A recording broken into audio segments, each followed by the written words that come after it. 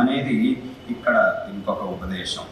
ఎంత గొప్పవాడైనప్పటికీ గురువు యొక్క విషయంలో అత్యంత భక్తితో ఉండాలి. అందుకే శ్రీరామచంద్రుడి అవతారంలో అయినా, శ్రీకృష్ణ పరమాత్మ అవతారంలో అయినా, ఆదిశంకరాచార్యుల వారి అవతారంలో అయినా భగవంతుడు గురువును ఆశ్రయించి సంప్రదాయాన్ని పరిపాలించడం కోసం గురువు తాను స్వతహా పరమాత్మ అయినప్పటికీ, సర్వజ్ఞుడైనప్పటికీ రామావతారంలో శ్రీరామచంద్రుడు వశిష్ఠ మహర్షిని, విశ్వామిత్ర మహర్షిని ఆశ్రయించి వాళ్ళ దగ్గర నుంచి విద్యలను అభ్యాసం చేశాడు.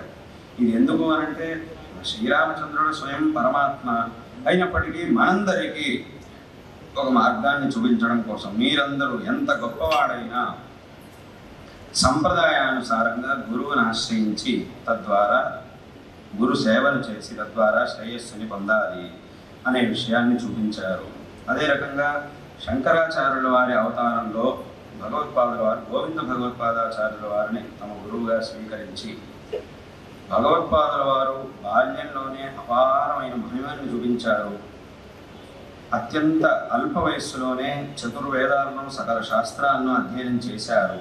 అయినప్పటికీ గురువును ఆశ్రయించాలి, గురువు దగ్గరే సన్యాస స్వీకారం చెయ్యాలి, ఆ సంప్రదాయాన్ని పరిపాలించాలి అనే ఉద్దేశంతో గోవింద భగవత్పాదాచార్యులు వారిని ఆశ్రయించారు.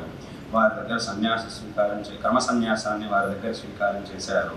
తదనంతరం వారి ఆజ్ఞతో అనేక కార్యాలను చేశారు. కాబట్టి ఇక్కడ ఒక ఉపదేశాన్ని ఏం చేశారు అంటే గురవు నమ్రత అని.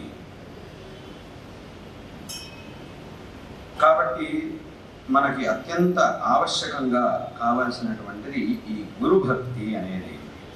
మా పరమ గురువరేణ్యులు జగద్గురు శ్రీ అభినవ విద్యాతీర్థ మహాస్వామి వారి గురించి ఒక ఘటనను చెప్తారు. వారు సాక్షాత్తు పరమేశ్వర స్వరూపులు, అపార మహిమా సంపన్నులు. వారి యొక్క జీవితంలో జరిగినటువంటి ఒక ఘటనను చెబుతారు.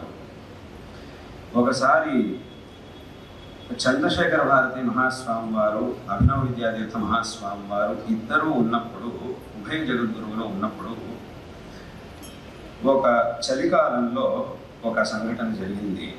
శృంగేరిలో చలికాలంలో చలి ఎక్కువగానే ఉంటుంది.